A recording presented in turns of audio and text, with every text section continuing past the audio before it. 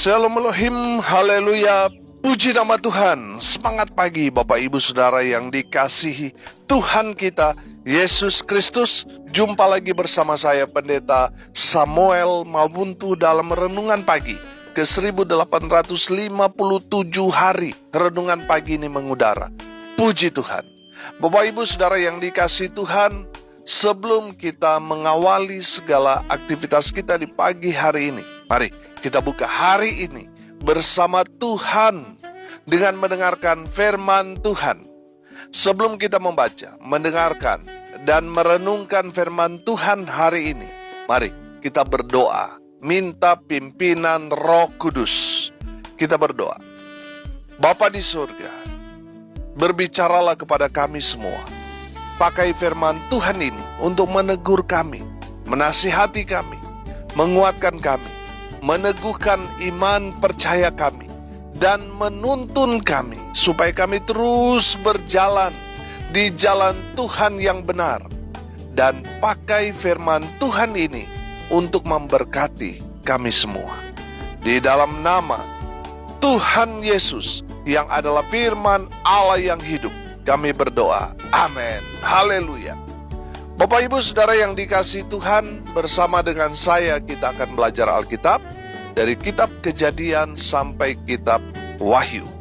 Mari buka Alkitab kita dalam kitab 1 Samuel pasal 12 ayat 20 sampai ayat 25.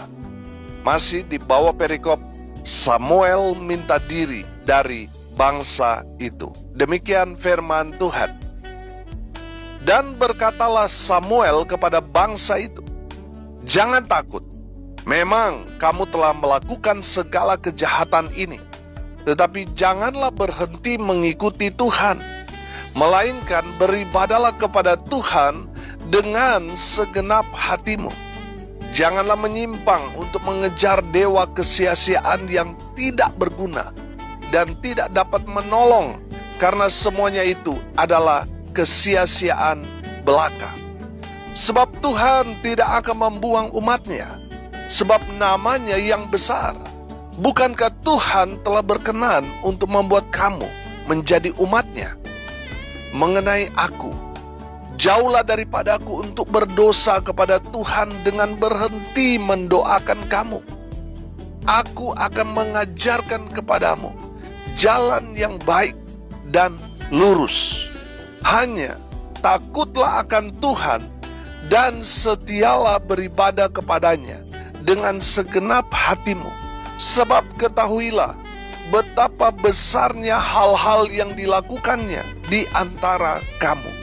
Tetapi jika kamu terus berbuat jahat, maka kamu akan dilenyapkan, baik kamu maupun rajamu itu." Amin.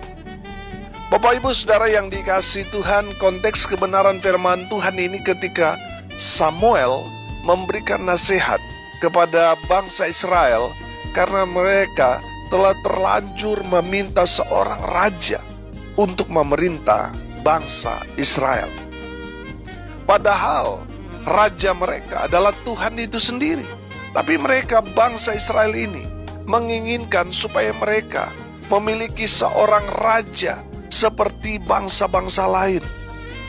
Dan Samuel telah mengingatkan mereka bahwa selama ini Tuhanlah yang menjadi raja mereka. Dan itu sudah terbukti dalam perjalanan bangsa Israel. Tuhanlah yang membawa mereka keluar dari tanah Mesir ke tanah perjanjian melalui Nabi Musa. Amin. Bangsa Israel sebenarnya mereka tahu bahwa Tuhan yang memimpin mereka. Tetapi karena mereka ingin sama seperti dengan orang pada umumnya, apalagi pada saat itu sistem kerajaan-kerajaan. Karena pakai sistem kerajaan, ya tentunya pemimpin mereka raja yang mereka dapat lihat, yang ada bersama-sama dengan mereka, yang maju dalam berperang dan melewati hari-hari mereka bersama-sama. Mereka ingin Raja Israel itu seperti bangsa-bangsa lain. Mereka ingin raja mereka itu ada selalu bersama-sama dengan mereka, yang bisa mereka lihat, yang mereka bisa sampaikan setiap keluhan, dan mereka ingin selalu mendengar semua tita-tita raja mereka. Saudara yang dikasihi Tuhan, Tuhan mau berbicara kepada mereka bahwa Tuhanlah raja mereka yang kekal. Kalau para nabi-nabi itu hanya bersifat sementara, karena mereka pada satu hari mereka akan dipanggil pulang oleh Bapa di surga.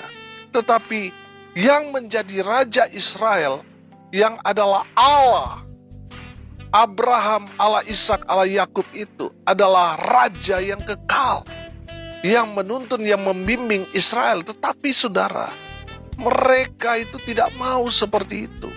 Mereka mau sama seperti tadi saya bilang, mereka ada bersama-sama dengan Raja yang nyata, ada bersama-sama dengan mereka. Makanya mereka mendesak Samuel untuk berdoa, meminta seorang raja bagi mereka. Saudara yang dikasihi Tuhan, saya melihat di sini bahwa bangsa Israel ini memang sering amnesia. Mereka ini sering lupa bahwa Tuhan itu menyertai mereka, bahwa Tuhan adalah raja mereka.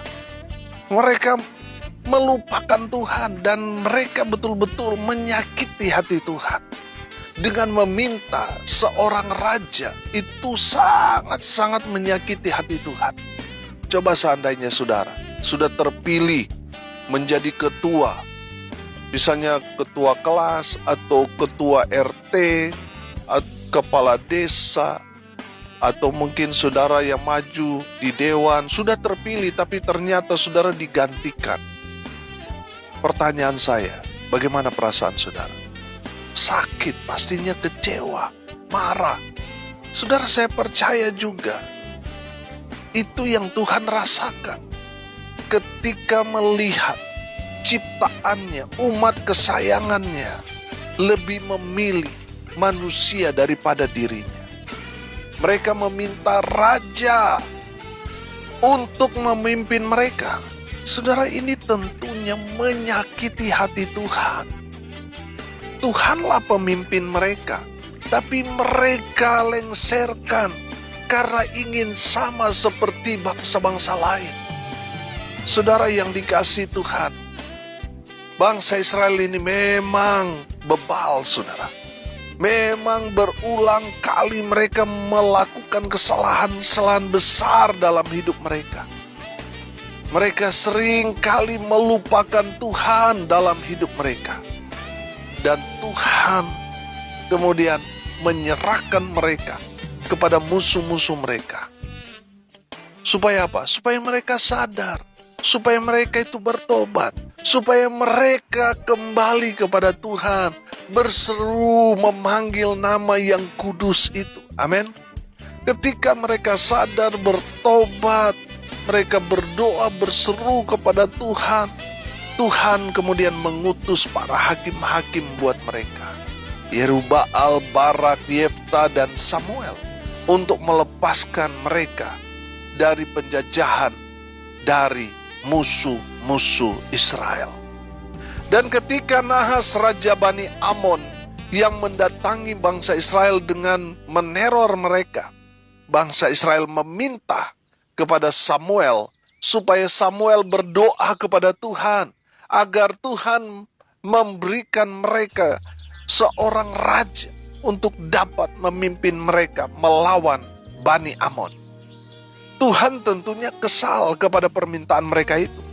Tapi karena kasih sayang Tuhan lebih besar dari kekesalan hati Tuhan itu, sehingga Tuhan mengabulkan apa yang diminta oleh umat kesayangannya itu. Dan Tuhan memilih Saul untuk menjadi raja Israel. Samuel memberikan nasihat kepada bangsa Israel agar Israel hidup melakukan apa yang Tuhan kehendaki, supaya mereka tidak kena murka Tuhan. Samuel berkata kepada mereka, bukankah ini musim menuai gandum? Itu artinya saat itu musim panas. Karena musim menuai. Artinya setelah mereka menuai, mereka akan menjemur dan mengelola gandum itu menjadi makanan. Artinya pada saat itu musim panas. Tapi Samuel katakan bahwa Samuel akan berseru, berdoa meminta supaya Tuhan menurunkan guruh dan hujan atas tanah Israel. Dan itu terjadi. Karena melihat hal itu, bangsa Israel kaget, terkejut. Karena saat itu musim panas, tapi kok tiba-tiba hujan deras disertai guntur yang keras di Israel. Saudara yang dikasihi Tuhan, Samuel mau menunjukkan bahwa sebenarnya Tuhan itu murka kepada mereka. Tuhan bisa sewaktu-waktu menghantam mereka dengan badai. Tapi karena kasihnya, sayangnya kepada umat Tuhan, Tuhan tetap memberikan apa yang mereka minta. Saudara yang dikasihi Tuhan, umat Tuhan meminta supaya Samuel berdoa kepada Tuhan agar hujan dan bunyi guru yang keras itu berhenti. Dan Samuel berdoa kepada Tuhan, dan seketika itu juga hujan deras dan guru itu berhenti. Haleluya. Itu rupanya membuat umat Tuhan itu takut kepada Tuhan dan kepada Samuel. Haleluya. Saudara yang dikasihi Tuhan, hari ini kita akan belajar tentang nasihat Samuel kepada umat Tuhan, bangsa Israel. Yang pertama, saudara perhatikan ayat 20. Mari kita baca sekali lagi. Ayat 20 berkata begini. Dan berkatalah Samuel kepada bangsa itu, jangan takut. Memang kamu telah melakukan segala kejahatan ini, tetapi janganlah berhenti mengikuti Tuhan, melainkan beribadahlah kepada Tuhan dengan segenap hatimu. Haleluya. Bapak Ibu Saudara yang dikasihi Tuhan, yang pertama kita belajar dari firman Tuhan ini, memang kamu telah berbuat jahat, telah berbuat dosa, berbuat satu pelanggaran yang berat di hadapan Tuhan. Tapi janganlah berhenti beribadah kepada Tuhan. Amin.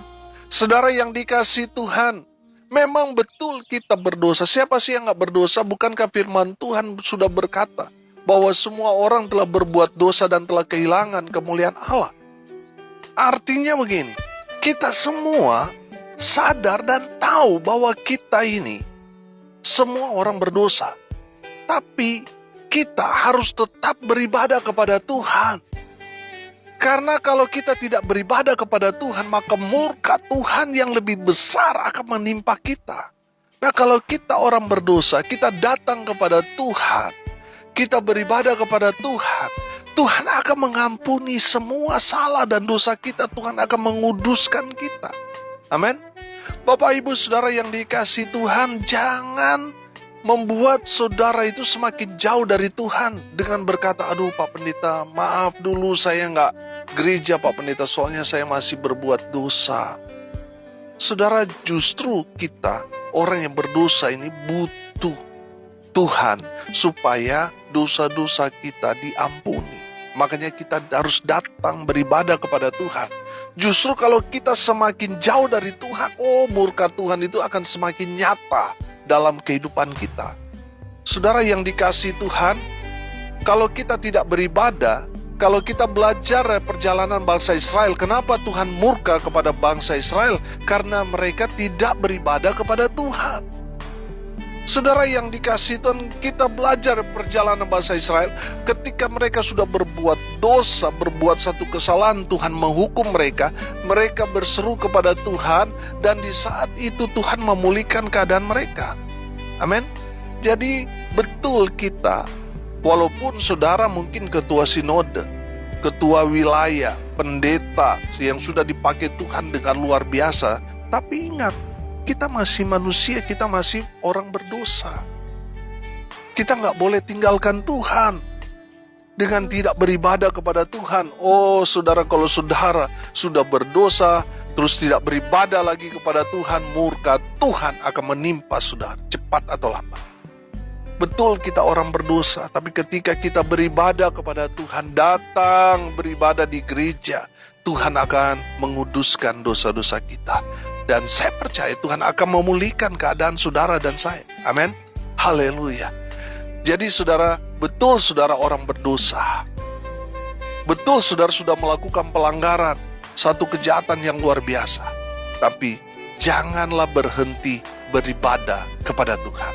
Karena di saat kita datang kepada Tuhan, Tuhan akan mengampuni saudara dan saya. Haleluya.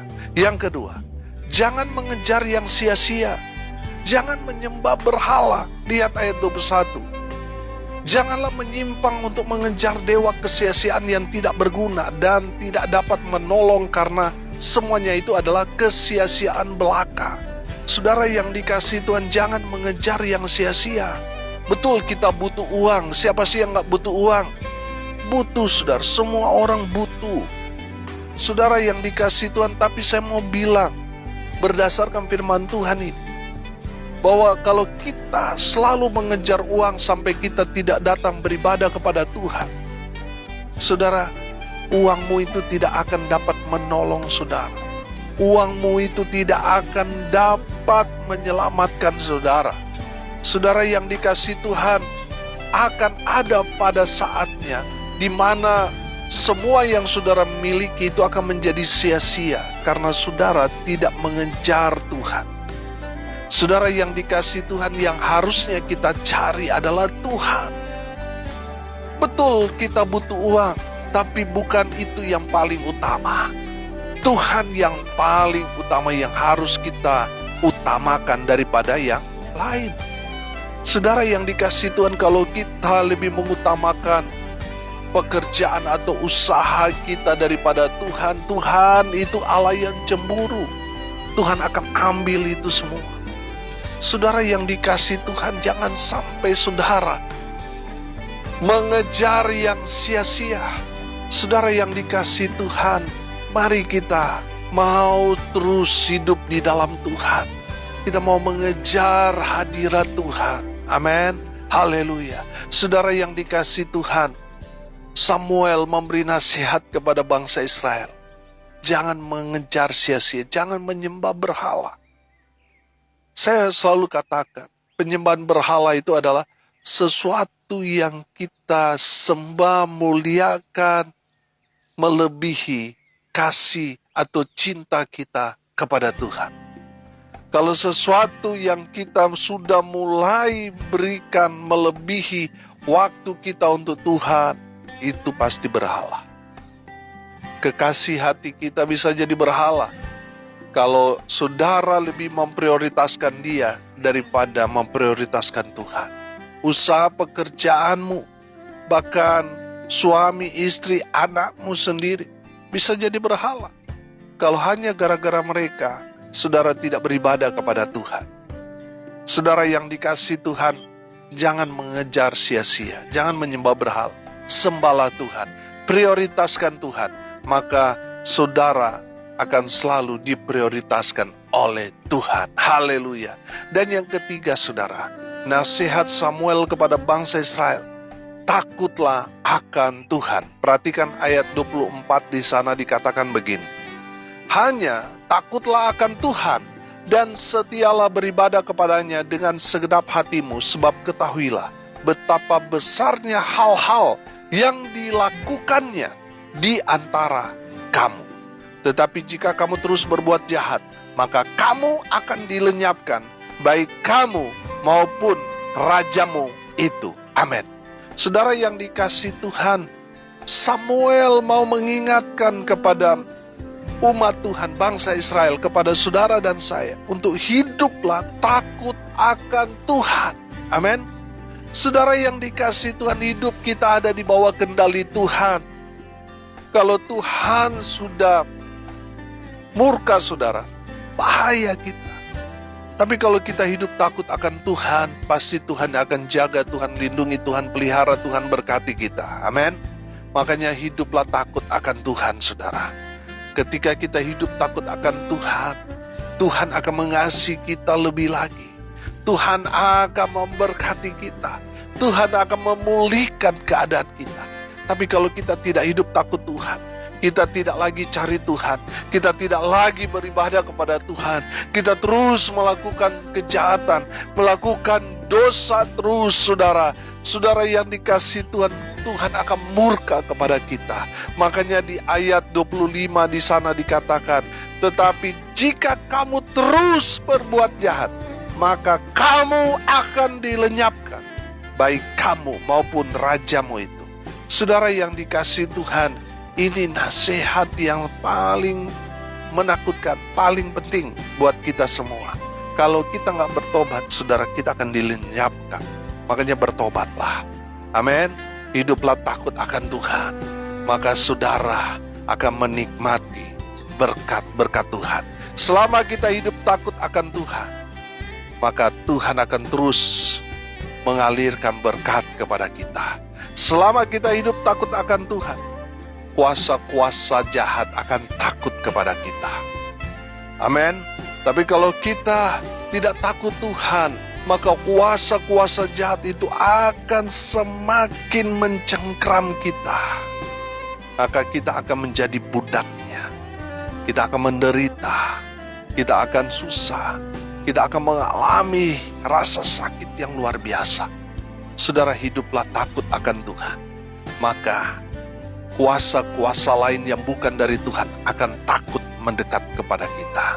Karena Tuhan menjaga, melindungi orang-orang yang takut akan Tuhan. Dan ganjaran pada orang-orang yang takut akan Tuhan adalah kekayaan, adalah kebahagiaan, adalah kehormatan yang menjadi bagian mereka, orang-orang yang takut akan Tuhan. Haleluya. Bapak Ibu Saudara yang dikasihi Tuhan, hari ini kita belajar nasihat Samuel kepada bangsa Israel. Yang pertama, memang kamu telah berbuat jahat, hidup dalam dosa, tapi janganlah berhenti beribadah kepada Tuhan. Bertobatlah supaya Tuhan memulihkan keadaan saudara. Yang kedua, jangan mengejar yang sia-sia. Betul kita butuh uang, materi, betul. Tetapi bukan itu yang prioritas. Utamakan Tuhan. Maka saudara akan melihat berkat Tuhan mengalir dalam hidup saudara. Yang ketiga, hiduplah takut akan Tuhan. Takut berbuat dosa. Takut melenceng dari kebenaran firman. Mari kita mau terus beribadah kepada Tuhan. Cari Tuhan. Maka kita akan menikmati damai sejahtera dari Tuhan Yesus Kristus. Haleluya. Amin. Mari kita berdoa. Terima kasih Bapa di surga atas kebenaran firman yang sangat memberkati kami. Berkati semua pendengar dimanapun mereka berada. Hidup mereka diberkati, hidup mereka dipulihkan, hidup mereka semakin merasakan damai sejahtera dari Tuhan. Lawat mereka yang sakit, sembuhkan mereka ya Bapa. Dalam nama Tuhan Yesus, mereka yang lemah dikuatkan, mereka yang berduka cita diberikan penghiburan, kekuatan dari Tuhan Yesus. Dan hamba berdoa, biarlah berkat Tuhan dari surga turun memenuhi semua pendengar. Bapak Ibu Saudara yang dikasihi Tuhan, arahkanlah hatimu dan terimalah berkat dari Tuhan Yesus. Tuhan memberkati engkau dan melindungi engkau. Tuhan menyinari engkau dengan wajah-Nya dan memberi engkau kasih karunia. Tuhan menghadapkan wajah-Nya kepadamu dan memberi engkau damai sejahtera. Di dalam nama Tuhan Yesus, sumber segala berkat. Bapak Ibu Saudara yang percaya diberkati Tuhan, katakan amin. Puji Tuhan. Bapak Ibu Saudara yang dikasihi Tuhan, kalau saudara merasa diberkati melalui renungan pagi ini, bagikan juga kepada saudara-saudara yang lain agar mereka juga diberkati. Karena untuk itulah kita dipanggil untuk jadi berkat. Salam kasih dari Bali. Saya Pendeta Samuel Mawuntu. Sampai jumpa besok pagi. Tuhan Yesus memberkati kita semua. Haleluya.